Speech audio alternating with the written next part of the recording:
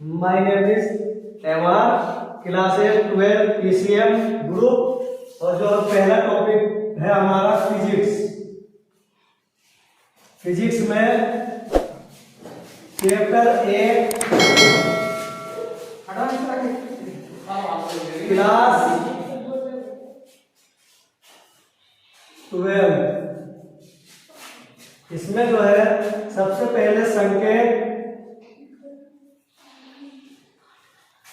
संकेत के बाद मात्रा, अब मात्रक के बाद विमा। सबसे पहले है लंबाई, चौड़ाई, गहराई, ऊंचाई, सभी को हम मीटर, किलोमीटर, सेंटीमीटर से नापते हैं। लेकिन इसमें जो एसआई मात्रक है वो हमारा है मीटर। और इसकी विमा जहां पर भी आएगी वो है कैपिटल एल। उसके बाद हमारा आता है समय का मात्रक होता है घंटे, दिन जो होता है मिनट, सेकंड। लेकिन इसका जो मात्रक लिखा जाएगा, समय का लिखा जाएगा सेकंड। विमा होती है इसकी कैपिटल ई। उसके बाद आता है हमारा द्रव्यमान जो होता है वजन होता है, भार। जैसे हम किसी दुकान में जाते हैं, वहां से कहते हैं भाई 1 किलो चीनी दे दो। इसका मतलब यह है कि जो वजन का मात्रक है भार का मात्रक किलोग्राम, ग्राम, कुंतल। तो इसका जो मात्रक लिखा जाएगा वो लिखा जाएगा किलोग्राम। और विमा होगी इसकी कैपिटल एम।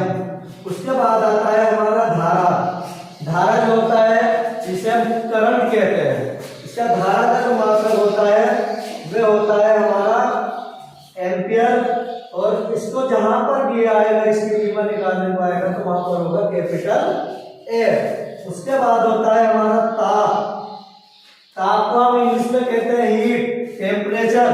इसका जो है मात्रक होता है इसका सेल्सियस और विमा होती है इसकी थीटा।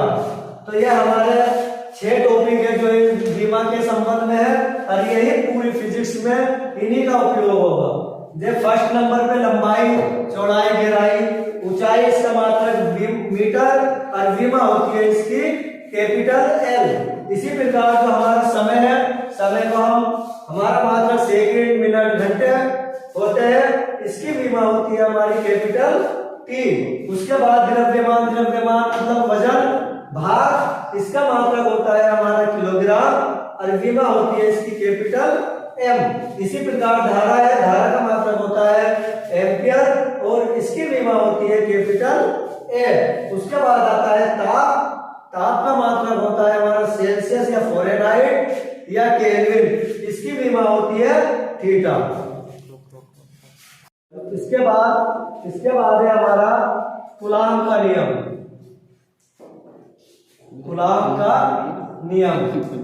जैसे हमें इस हेडिंग से ही, इसी से टॉपिक से पता चल गया है कि ये जो नियम दिया है हमारा कूलॉम नाम के वैज्ञानिक ने दिया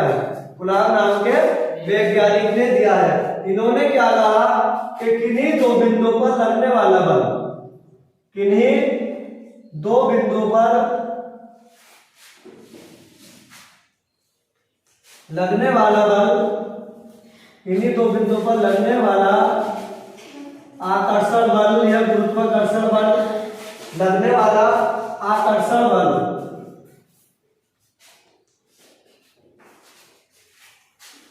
उन बिंदुओं पर लगने वाले आवेश, उन दो बिंदुओं पर लगने वाले आवेश के गुणनफल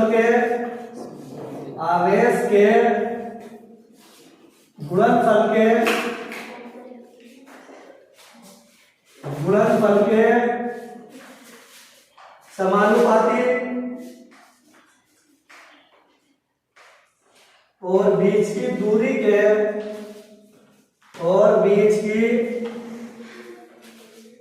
दूरी के वर्ग के व्युत्क्रमानुपाती होता है। वर्ग के व्युत्क्रमानुपाती होता है। इसका मतलब ये है कि हम इसमें दो बिंदु लेंगे। कोई दो बिंदु है, जैसे ये है दो बिंदु ए और बी। हमने माना कि दो बिंदु हमारे ए और बी है। हमें जो निकालना है इन पर लगने वाला आकर्षण बल, दो बिंदु पर लगने वाले आवेश। इसका मतलब ये है कि जो ये दो बिंदु है इन पर लगने वाले आवेश, हमने माना एक पर आवेश Q1 और दूसरे पर Q2 है। बीच की दूरी है इनकी, हमने माना R। तो इस परिभाषा के अनुसार यह हुआ कि किन्हीं दो बिंदुओं पर लगने वाला बल आवेशों के गुणनफल के समानुपाती। बल को हम हमेशा सदैव कैपिटल F से प्रदर्शित करते हैं। तो लगने वाला जो बल है वह आवेशों के गुणनफल के समानुपाती।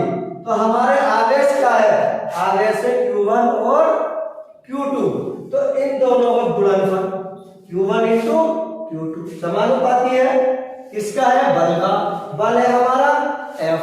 और फिर इसने कहा कि इनके बीच की दूरी, तो बीच की दूरी हमारी है R। तो जो लगने वाला बल है वो हमारी बीच की दूरी के वर्ग के व्युत्क्रमानुपाती। व्युत्क्रमानुपाती जो होता है वो 1 के बटे में आता है। तो अब इसे हम क्या काम करें? देखो F समानुपाती Q1 Q2 और F समानुपाती 1/R स्क्वायर है। तो इसे हम करेंगे संयुक्त। संयुक्त का मतलब इधर से तो केवल एक F लिया जाएगा और ये समानुपाती होगा Q1 Q2 into 1/R square. जब हम समानुपाती का निशान हटाते हैं तो कोई कांस्टेंट अर्थात नियतांक लाते हैं, तो वो नियतांक होगा हमारा F बराबर 1/4πε0 के Q1 Q2 बटे R स्क्वायर, जहां 1/4πε0 के बराबर होता है हमारा 9 × 10⁹। तो यहाँ पर जो नियतांक है हमारा ये है 1/4πε0 के, इसका मान होता है 9 × 10⁹। इसका मात्रक जो होता है हमारा, इसका मात्रक होगा हमारा न्यूटन